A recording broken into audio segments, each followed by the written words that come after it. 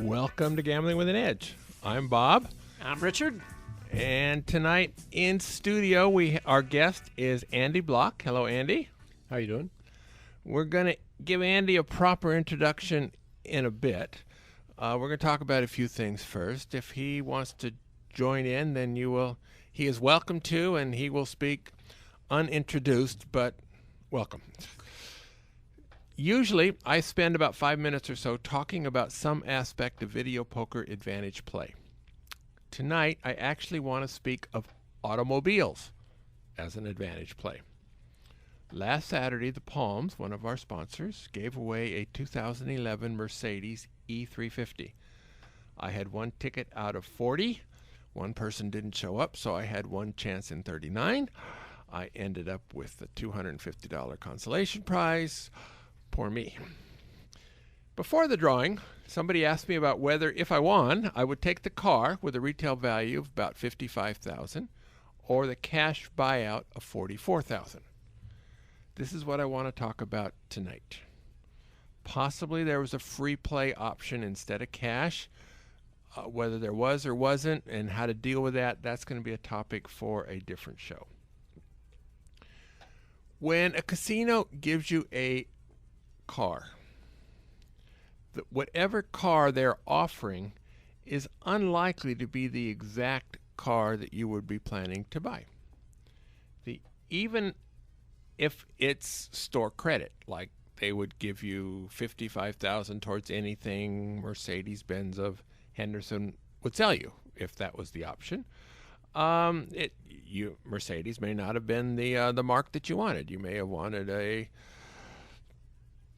Yugo or a Rolls or whatever it was, whatever your desires are. So there's something called an automobile auction.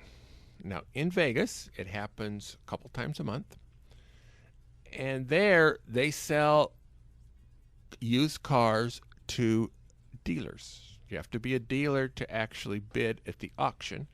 So as a consumer, you have to be represented by a dealer. Now you can get that same car with 8,000 miles on it, used, full factory warranties, for about $38,000 at the automobile auction rather than go through the dealer. So would I rather have the car and pay the $55,000, the taxes on $55,000, or would I rather have the same car, have money left over, and the tax burden be a lot less because now I'm paying taxes on the $44,000 gift, and the registration on a used car is significantly less than it is on a new car. Now, if I wanted a different model, if I wanted a Chevy or a Ford or a Lexus or BMW, whatever, it's all at the auction. When the guy I go through, you go there a couple days before, you look at all the ones of the style you want, and you decide what you want him to make a bid on, and you make the deal. And so in our case, we were after this was in 2009, we wanted a 2008 particular kind of Mercedes. And so there were 4 or 5 of them of that model. And so we picked them in order. And, if this one doesn't go above this or this one doesn't go above that, take that. So we got the car. The car we wanted, it had a $38,000 price at Mercedes of Henderson if we wanted to buy it. The same car at the auction was $29,000. Actually $28,000. And there's a $1,500 service charge for the guy who goes. If you're interested in this, send us an email at gamblingwithanedge@gmail.com, or you can send it to me personally, Bob Dancer Las Vegas @yahoo.com. I'll send you the relevant fact sheet, and you can go from there if you want it. Munchkin, does that sound like an advantage play to you? Well, there are two different issues here. One is I agree that it's a good idea to buy a car that's 1 or 2 years old, still under factory warranty, and that sounds like a really good way to do it, your guy who can go to the auctions. But getting back to whether to take the car or the cash, you'd be leaving a lot of money on the table by taking $44,000 instead of the $55,000 car. I won a car at Palace Station about 30 years ago. And car a day in May. Yeah, exactly. And they had progressive slots that we were playing back then, and so I had lots of tickets. And an $11,000 discount is way too much. So even if you don't want to take the car and resell it yourself, maybe you'd get $50 for it. At the time that I did it... No, you would not get $50 because you're not selling it as a new car. You're selling it as a used car. Yeah, you're selling it as a used car with less than 100 miles on it. $35,000 for it. No. Well, anyway, in the case of when I won the car back then, there was a dealer here in town that said, "Oh, they want to give you this much cash? Well, I'll give you this much more." And it was about $3,000 more than the casino was willing to give us for the car. So I would say take the car, resell it to another dealer, or sell it yourself on the street. I think you'll do better than the $44,000. Much better. Okay. And I think the auction's a good plan. So, yeah, the auction's a good deal. All right. So we are going to agree to disagree on that one. Let me do one of our commercial words, and then we'll start talking to Andy Bloch. The South Point has more than 10,000 video poker games, returning more than 99%. This is more than anybody anywhere else in the world.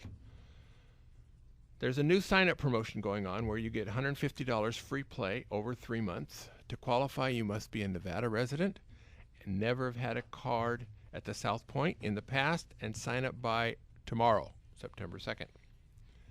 This coming Monday is Labor Day, and South Point is offering 2 times points for video poker or 5 times points for slots. Next Wednesday's free video poker class at the Palms will be 9-7 double bonus at 1 o'clock and 9-6 double-double at 3 o'clock.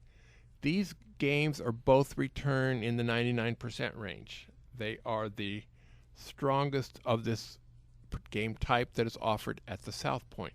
This is lower than I usually teach the games. But the reason I do it is for 3 reasons. These are core games that a lot of people play. And so if they're going to play them, even if they're not the best games in the house, they might as well play them right. Number 2, in a couple weeks, I'll be teaching double-double bonus quick quads, which is my personal game of choice on double point days at South Point. And so to play the quick quads version, you need to know the basic version. So we need to know double-double bonus. And third, the strategy variations between the 99% versions and the versions of both games, which are slightly over 100%, are very minor. And we will talk about them in class as to where they occur. So that is next Wednesday, 1 o'clock. All right, Munch, why don't you tell us who Andy Bloch is and how come he's sitting next to me? Okay, well, Andy Bloch was a member of the MIT Blackjack team, made famous in the movie 21, and then moved on to professional poker. He's got over $5 million in tournament poker winnings. Came in second to Chip Reese in the horse event the first year, and has a degree in engineering from MIT and a law degree from Harvard. And now he's playing poker for a living. So I'm sure his parents are very happy about that. Hi. Andy Bloch, welcome to Gambling with an Edge. It's good to be here. My parents are very proud. Yeah. Are they? Well, once their friends start telling them, hey, I just saw your son on TV, then they kind of turned around. And that always makes a difference. Yeah. Munch mentioned the Blackjack movie, 21. Now, the guy who played the Kevin, or was represented by the Kevin Spacey, John C., we'll call him tonight, was highly offended. He thought the book changed half of what really happened, and the movie changed the other half. Now, I read one review about that you wrote afterwards. What do you tell our audience? What did you think of that movie? Well, at first I thought I was going to hate the movie. After I read a synopsis of the plot, I thought it would make not just the professor look bad and MIT kind of look bad, but the team look bad. And then after watching the movie, I kind of liked. There was a few scenes I actually felt somewhat realistic. It felt like it made me feel like we felt when we were actually playing. And the whole team dynamic, how the team has some controversy, splits up, and gets back together again and reforms as a new team at the end. That I really liked, because that's what happened with the MIT Blackjack team. We didn't have some mean professor that was leading the team. And turn you in at the end and sell you out. Which is why John didn't really like the movie so much, because, he was if anybody could be credited as being the head of the team, the founder of the team, it would be John. And I think I was sitting next to him when we watched the premiere at Planet Hollywood. And he objected to being portrayed as a sleazebag, huh? It really wasn't him at all. He wasn't a professor. We never had a professor who was running the team at any point in time. And certainly by the time I got involved, we didn't have secret investors. It was players and investors were very much the same. So I wanted to talk about how you got involved in the team and Advantage Play in the first place, because I think this is a really good lesson for listeners. This is exactly what Advantage players do, and why don't you tell us about the game Hickok? Yeah, so after my first job after college, I kind of got bored. I was looking for some hobbies. I started going to Foxwoods Casino to play some poker, but I noticed they had this game called Hickok 6-Card Poker, and it just seemed interesting. And I don't know if I had played it the first time or just took down the rules and then went home, did some back-of-the-envelope calculations, and then decided, hey, there's something here. Maybe this game could be beaten. I mean, I guess I was naive in a good way in that, most people would say there's no way that the casino would screw up and wouldn't even bother thinking about it. But, back then, hey, I had some time. I wrote a computer program on an old Apple II machine, and it took it looked like a couple of days to run, and I had to add up all the results by hand. I had to hand code some of it in the machine language to run fast enough. And it came up pretty surprising. The player with a basic strategy had a 2% advantage. And I got a new job. I got a new computer. It was running a little bit faster. I was able to actually simulate it more. I figured out that taking advantage of all the information at the table, not quite counting cards because all the cards were face up. So you did count. I had a point system, how much a straight draw was worth, how much dead cards were worth, and you could figure out exactly what your EV was and what the right play was. So I figured all that out, and you came up with a 5 to 6% advantage you can have, which is huge. Yeah. How big of a max bet? That's the problem. $50 max bet.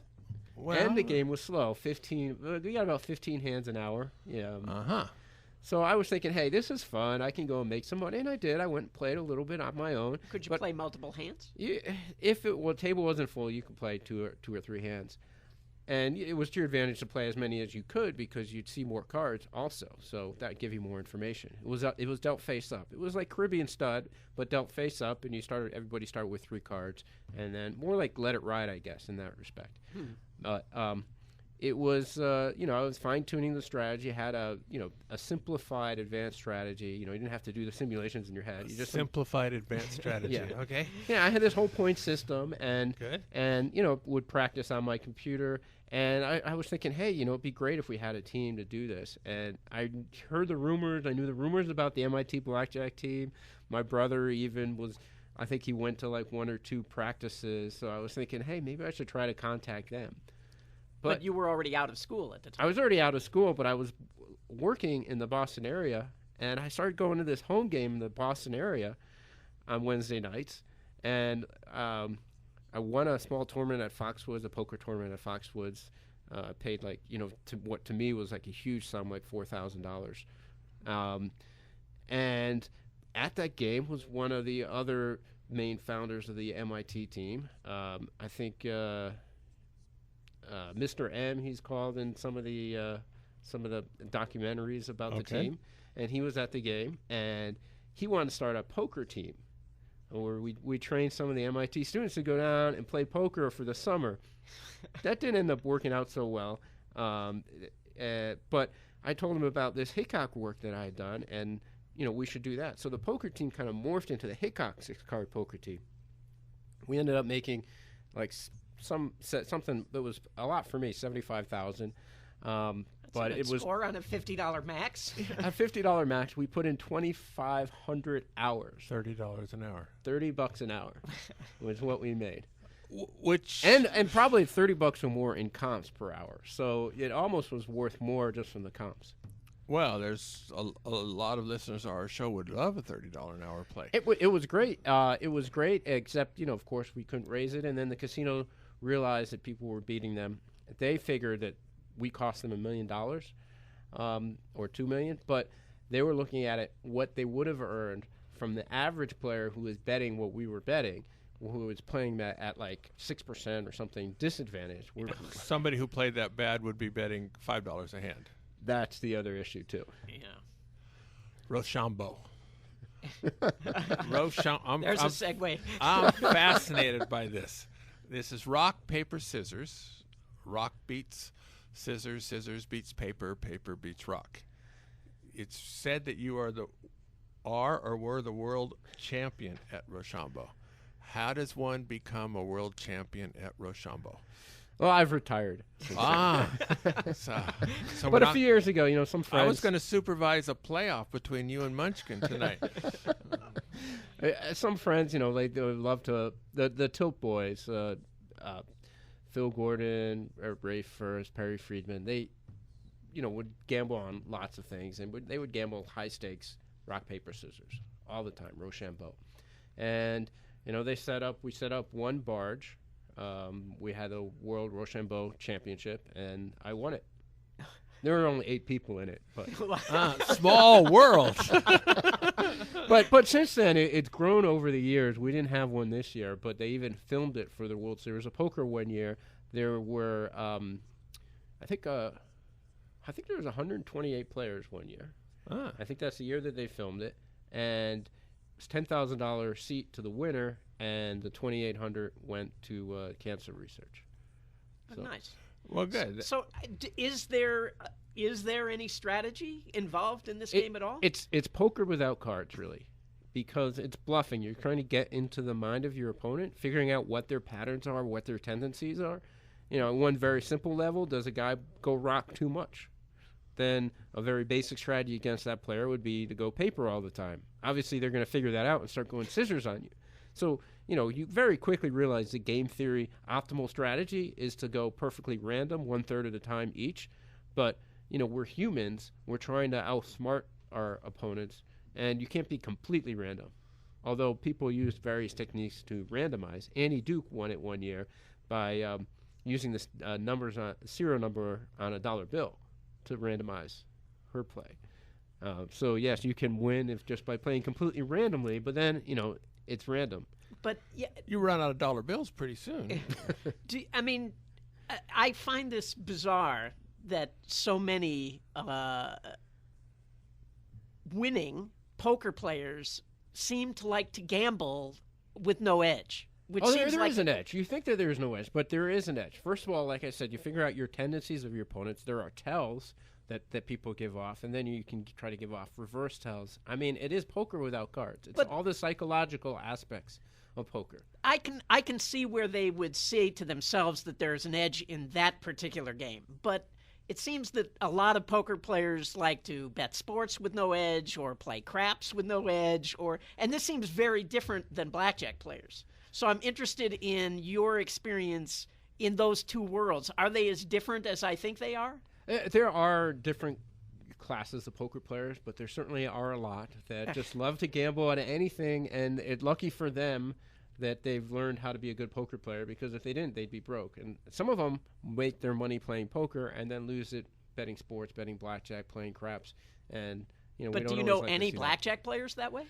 Not very many, but I do know there were a couple of people on the MIT team, believe it or not, that had gambling problems and would, play slot machines and do other things like that without an edge. Not very many of them, though. I think for the most part, it actually helped people out, because once you learn how to play a game with an edge, you don't want to play a game that doesn't have an edge. Once you know that you can beat the casino, why do you want to go and throw your money away? Well, that theory doesn't seem to work for poker players. Well, because they're not beating. They don't know how to beat the casino. They just know how to beat other players. So it's a different aspect. One of the things Chip Reese said to me was that that the money came so easily, they just lost respect for it and felt like, well, if I blow at betting sports, I can always just go back to the poker table and make more. Right. That's exactly what a lot of people think. They can go broke because they can win more. To them, like, Kelly criterion means nothing because they think, I can go broke, I can make more. I can always find someone to stake me. Whereas, if you're most of the advantage players, they never want to go broke. You don't want to go broke because I don't want to go broke. Yeah. I don't want to go broke. Chip Reese, you mentioned the most famous poker success was coming in second place to Chip Reese in the $50,000 buy-in horse competition, where horse, the first H stands for Hold'em and O stands for Omaha, and there's Raz and etc. And so the finals went some ungodly number of hands, 500 hands or something. So obviously it was which one you won was largely a matter of luck.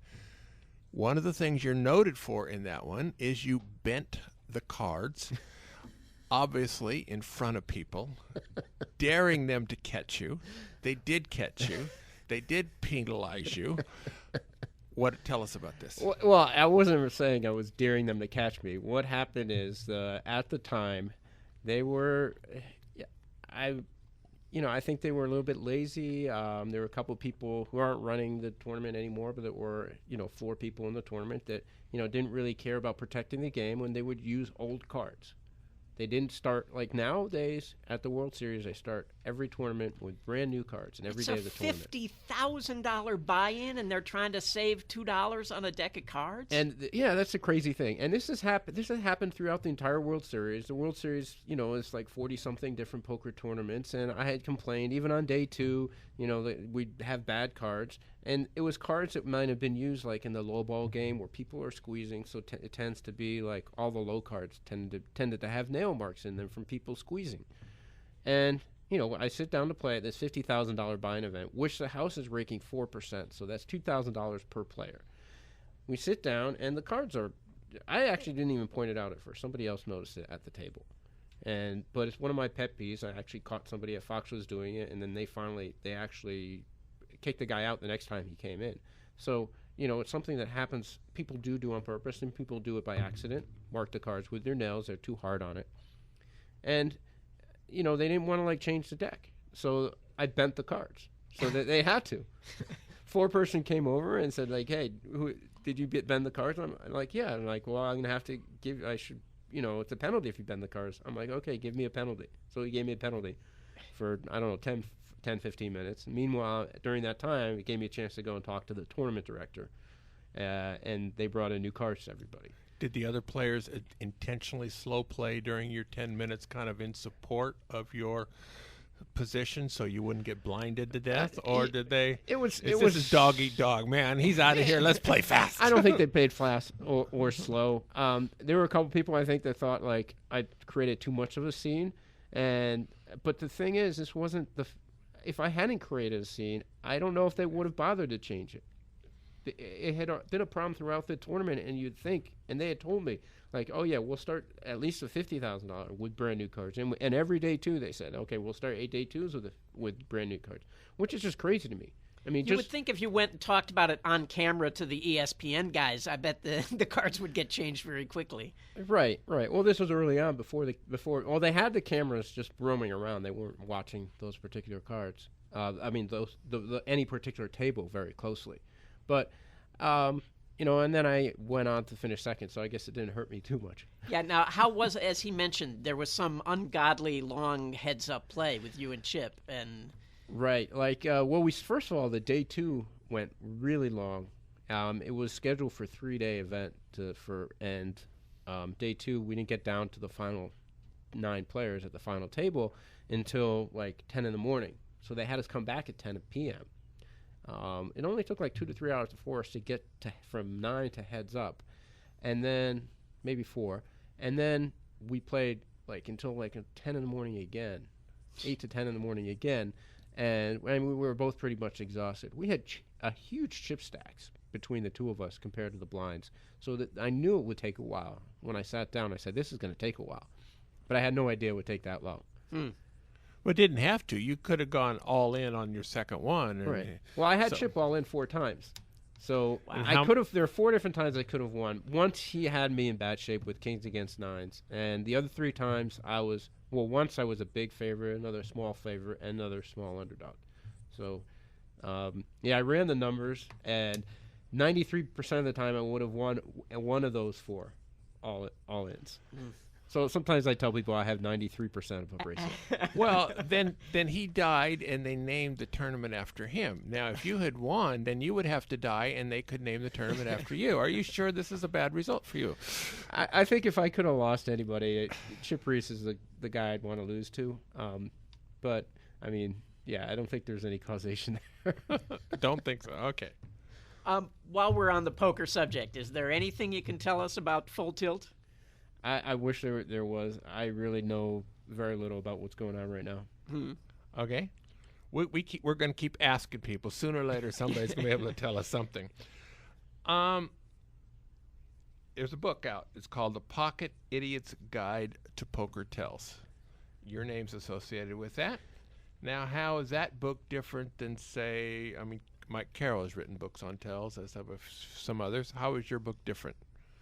Yeah, well, it's not called like the Advanced Beginner Guide to Poker Tells. It is called the Pocket Idiot's Guide, and it's a pocket, and it's not for idiots really, but it's a small book. It's easy to read. It's really quick. It's easy to carry around, and read it through a couple of times.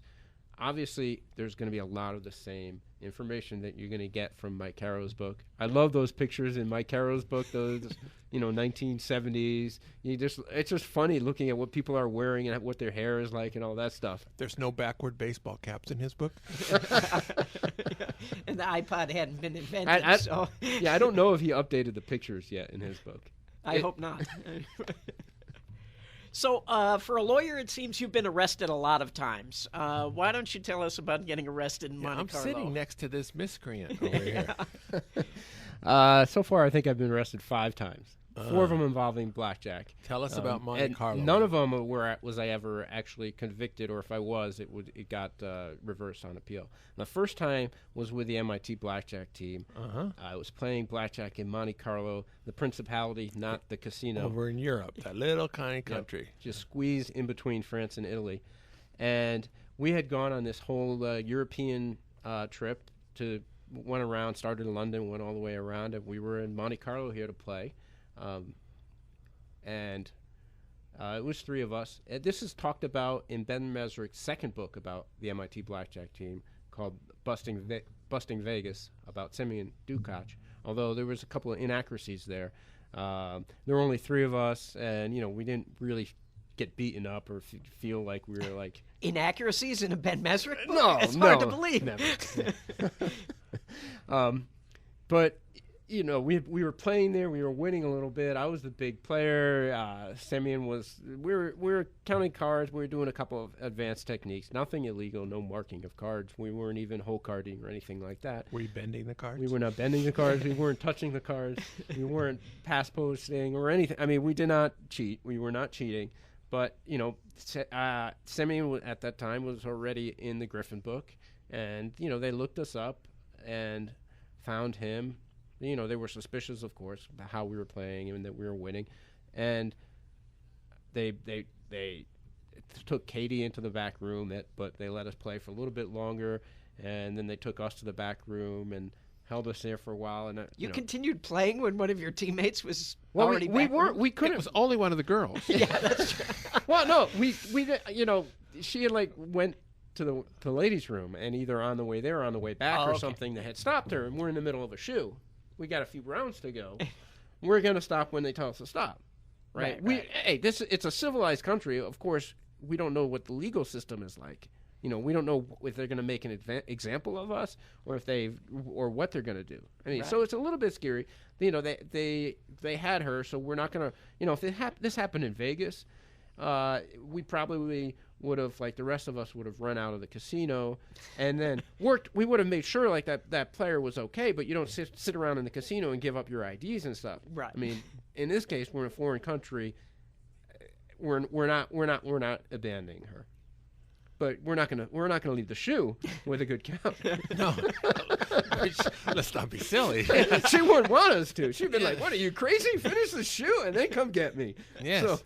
So we ended up we finished the shoe. They stop us, ask us for our passports, take us to the back room behind this like mirrored wall, and Simeon says like, "I demand to see," in this thick Russian accent that he's got. "I demand to see our ambassador." And they're laughing at us. They get all three of us to sit in the corner so they can have a camera on us. And this is in mid-90s, 95, before the internet was really that popular and stuff.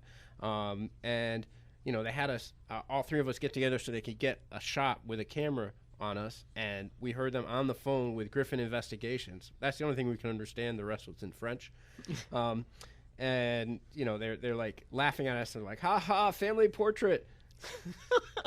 And finally, there's a knock on the door, and a guy comes in with a gun on his holster, and they say, "Hey, here's your ambassador right now." He's a police inspector for the Monte Carlo police. Then they, once they, we're still not sure what they're going to do. Then they decided, the police told them that they had to pay us. They weren't very happy about that. So, okay, now it seems like it's going to be okay. They take us to the police station in the back of the, this prisoner transport. They had like 50 police officers there, like lining the central. This was in the Café de Paris casino, like the American-style casino there. So there's all these police cars and everything. I mean, just for the three of us. And we have no weapons or anything, of course. They race us down to the police station on the course of the Monte Carlo Grand Prix that was going to be there that weekend that we were going to get comped to. Unfortunately, that we didn't get to stay in the country that long. It's sometimes best to leave. And the scary part was they asked us how we got there. We told them we had a rental car, and they said we wanna drive that to the station. And now, I'm thinking like, okay, if we get through this, it's going to be okay. But why would they need to see our car? Why would they need? It wouldn't happen in the U.S. At least you think that we have like our constitutional, the amendment, the Fourth Amendment of the Constitution would prevent them from searching our car. The Fourth Amendment in Monaco? But obviously it doesn't apply there. So I don't know what they're, I'm not in law school yet, so at this time. So I don't know what the law is there or not. And they go and the other two guys, Simeon and Katie, are back in the station, and I'm there with the Monte Carlo police officer, and he wants to he's searching the car. And I'm like, what is he? I'm like worried that he's gonna like plant something on us. Anyway, the long story short, he didn't go and plant anything on us. I thought we were safe. And a few hours later, they let us go, gave us a nice police escort to the border, and now I have problems every time I come back to Monte Carlo, but it's okay. Interesting. Wow. All right. So what we're going to do is take a brief respite from Andy. We're going to cover a few other things, and then because there's another discussion we're going to be talking about, something about the Palms, where Andy's likely to speak up there too. At the end of the show, we have some other questions for Andy, depending on how much time that we have left after we do some other things. What I want to talk about is the Palms Choose Your Destiny drawing. We mentioned this last week that we were going to talk about it. I posted it on VP Free, and several people spoke up.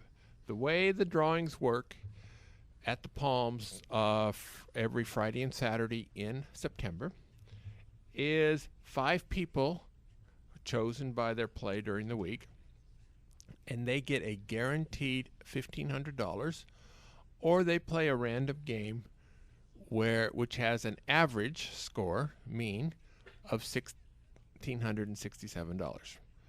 So, but you could go as low as $123 or as high as $3,210. The average is $1,667. So the question is it a good idea to take the guaranteed $1,500 or gamble it up? You are paying a 10% premium for the safety. Now, I mentioned that I would definitely go for the higher EV. I would gamble it up. Several people said, well, maybe at $1,500, but if it was 1.5 million, you probably would chicken out there, and they're probably right.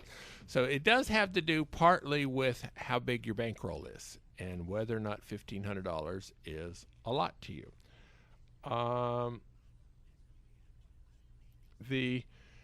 Most people, though, would have a reasonable bankroll. To get called, you probably would have played $100,000 coin in or more during the week just to have enough tickets in the barrel that you were called. Some of the players are going to play $400,000 during that week. So there's a lot of play. And so these are not people like who have, well, I only have $400 to my name, so I'm obviously going to take the $1,500 because this is a huge amount of money. But, so, Munchkin, you put this as a poll on some Blackjack forum. Yeah, what did you find out? I put it up on Blackjack Info, which is a site for card counters.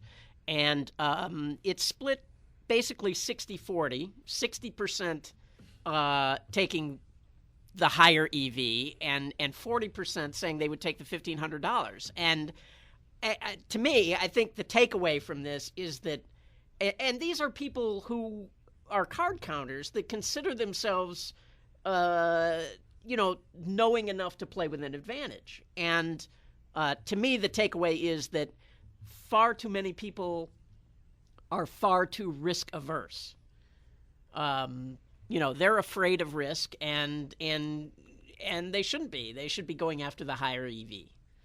So, I mean, yes, whether you take the guaranteed $1,500 or gamble and end up with the 1667, yes, it's a function of how big your bankroll is, but your bankroll would have to be tiny to make it a better play to take the sure 1,500. And even in my own case, if I were broke, if you go broke, if you're already broke, it doesn't matter that if you go broke again. So even in that case, I would take the higher EV.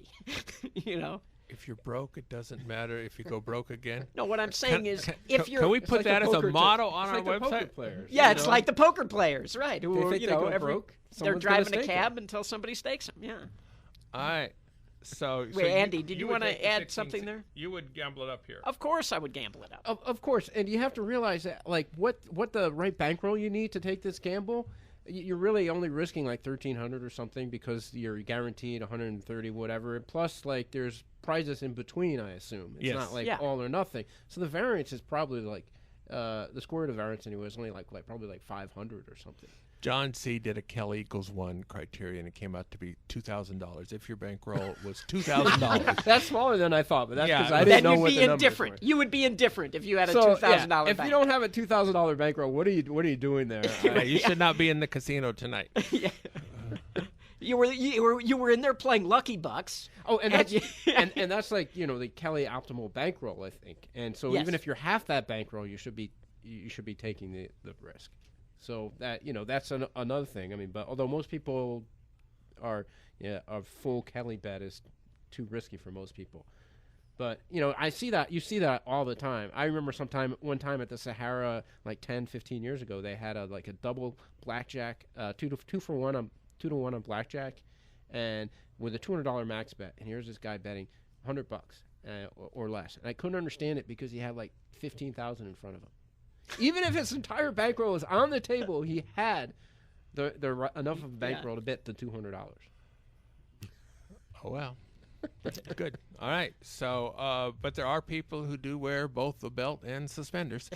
So we'll see. I'm not going to be at the Palms tomorrow night. I'm going to be at another promotion. But I suspect somebody will be there and post it on VP Free as to how many of the 5 took the 15 and how many chickens and how many gamblers we had. Let's talk about the M. M is one of our sponsors. What promotion is going on at the M depends on which day of the week it is. On Mondays in August and in September, they have a mystery multiplier. It's either 1x, 2x, or 3x for video poker. That's times your base rate of 0.30. And it's much higher for slots, up to 10 times. Today you're going to be there in the casino anyway to pick up your free play. Plus, in August, it was from noon to midnight, and in September, it's midnight to midnight. So Those of you who want to get there earlier and get started earlier, you can do that. On Wednesdays, they have a senior slot tournament. You're eligible to play if you've had at least 500 points on your card during the past week. They also have a drawing on Wednesdays at 6 p.m. 40 names get called for cash and free play. An additional 10 people win dining certificates. Top prize is $10,000. A total of $17,000 is given away, and plus the dining certificates. You don't have to be present to win, but you need to be there before 7, which is an hour later, or your prize is forfeited. Fridays, they have a hot seat drawing at 4, 6, 8, and 10. You're eligible if you've played at least 250 points during the day and your card is in. At each of the 4 drawings, $3,600 in free slot play, and another 10 winners receive more than a total of $1,000 in food. Finally, their comp buffet program there is one of the best deals in town. If you play enough, you get a free buffet. And the M buffet is, it was best in Vegas by the RJ, and that may be a slightly higher ranking than some people would give it, but it's got to be up there. It's a good buffet, and it's like their seafood buffet is 1,700 points it requires to play for $33.99 or retail, and it's yours free, and it's a very strong meal, and there's all the beer and wine you can keep down, which makes it high EV to go back and play into the casino. If you're a drinker, you want, and this is the promotion for you. Good. Our guest next week is going to be Steve Fezzik. Fezzik is arguably the best football handicapper around. Every year they have a Hilton $5,000 football handicap contest. You're playing against the spread, and he won it twice in a row against a couple hundred contestants each time. This is an unheard of feat. He will be here. We're going to ask him about handicapping sports. He's associated with LVA Sports, which is our friends at the Las Vegas Advisor have a handicapping service. Those of you listeners to our show will be getting a 20% discount on the LVA Sports package, should you wish to go there. But you have to mention us, right, to get that? Yeah, you can either mention Gambling with an Edge or Bob Dancer or Richard Munchkin. They didn't say you can mention Andy Bloch. Sorry, Andy. I don't know. Might as well try it. Yeah. Oh, I think you ought to try it. All right. So now we're done with the stuff that we have to talk about. So now we're back to Andy until we run out of time. There was a good reason you stayed around. I'm glad you did. Now, WPT, World Poker Tour, is a big one. A couple of years ago, they had a contract you had to sign if you were going to be in their events. You and several others refused to sign it. And so tell us why you did that and what the net result of all that was. Yeah, there was language in their contract which we thought would give them, or somebody that would buy the WPT, to give them rights to misuse, abuse our names and likenesses for whatever purposes that they wanted to, whether it was promoting a poker site or promoting their anything that involving poker, or maybe even not involving poker, maybe just involving a casino. And we didn't like that, and we went and brought a lawsuit. And then a couple of years later, we settled. They agreed to change their releases, and we agreed to drop the lawsuit. And I think it ended up being a good result overall. It not just affected them, but I think it affected the rest of the industry. When you have new leagues coming along, for example, like the Epic Poker League, Mm-hmm. They talked to me and other pros, and they looked at these contract disputes and said, "Hey, we want to have a contract, a release that people can sign and be happy with from the beginning. We're not trying to. Yes, obviously that they're trying to, to some degree, use the pros' image to help sell their show, but they didn't want to. They knew that the players want to be able to own their image and be able to profit from that too." So now you're participating again in World Poker Tour events. Right. Yes. Very good. Well, actually, you just brought up Epic Poker, the Epic Poker League, so we should talk about that. You were the one guy with a card that actually won your way in the cheap way, right? Yeah. So for people that don't know, the Epic Poker League is a new poker league. Andy Duke was on the show a month ago, so Okay. many of our listeners know a little bit, but continue. and you can, instead of like the World Series of Poker, where most of the events anybody that has the money can play, you have to qualify based on your previous tournament results around the world, and only about 200-300 players qualify. But there is another way to qualify, and they have a pro-am tournament before every main event, where you can, for $1,500, you can win your entry into the main event. So it's a satellite. It's a satellite. It's the only way you can play the event is either have a card, be one of those 300 or so players, or win the pro-am. Or both. Or both. Yeah, the pros are allowed. In fact, they're encouraged to play pro-am. So one of the qualifications is, in order to keep your card for the next year, you have to play in at least one pro-am. So I got mine out of the way last time. And they gave away 9 seats, and they're guaranteeing 9 seats. Even if they get 100 players, they're guaranteeing $180,000 basically in prize money for the 9 seats.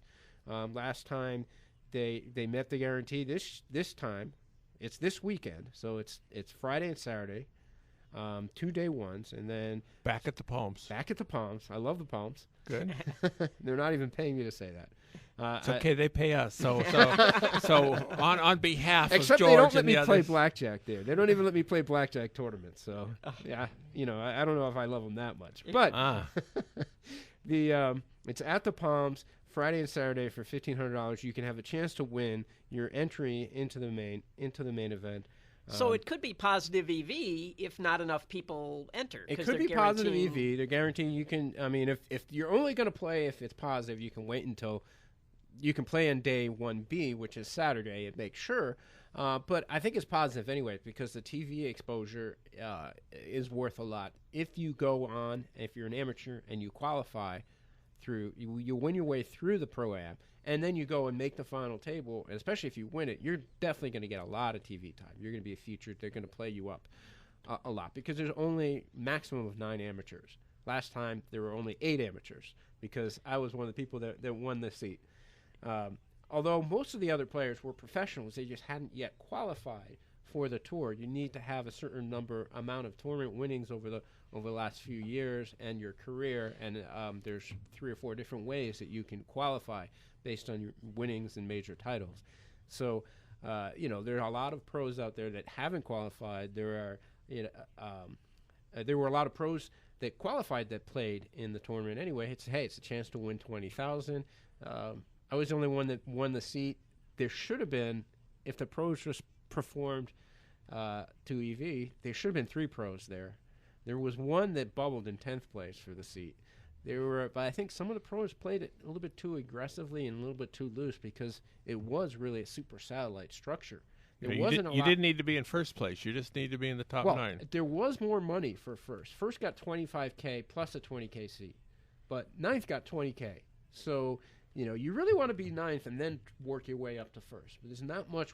Once you get a big stack, you don't want to gamble. Now I don't know what it's going to be like this weekend, because it depends how many people play. It might be, they get 300 players, in which case it's going to be a payout structure like a normal tournament, but with the advantage, extra bonus that you can play in the main event on TV if you make the final 9.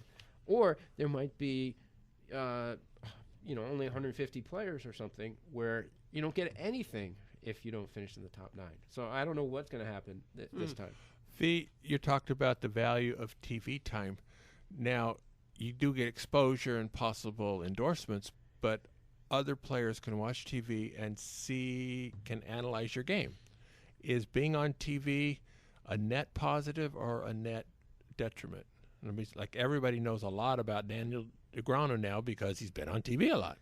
It can definitely go both ways, and you have to realize that you might have to adapt how you play based on how people perceive your play on TV, because they don't see every single hole card every hand that you play. They don't show every hand. So people, can't get that strong of a read on you.